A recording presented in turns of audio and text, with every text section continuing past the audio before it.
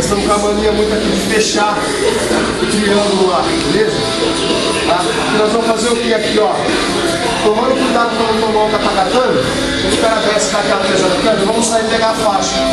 Tá? Deixar bem aberto, tenta fechar o catagatame aí, ó. Não vai embaixo, tá vendo?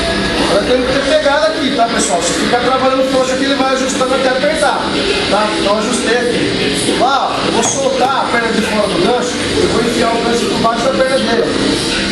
Tá vendo? E vou cruzar a perna dele aqui também, ó. Quando eu abaixo a cabeça dele aqui, ó, ele fica leve o quadril e minha perna é forte, tá? Então o que eu vou fazer aqui? Eu vou fazer uma reposição de guarda, tá? Encaixando meu quadril para baixo de novo, ó, tá vendo? Eu saí para colocar o ganchinho e pegar a perna aqui, ó. Eu coloco as costas no chão de novo, não deixe ele levantar, tá?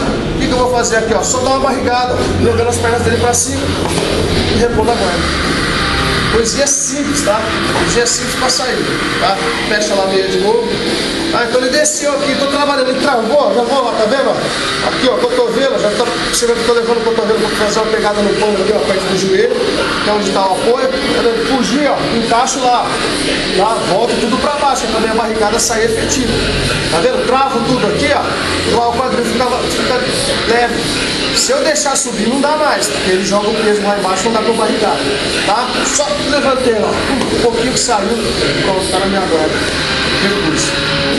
Beleza? Tá? Então vamos lá?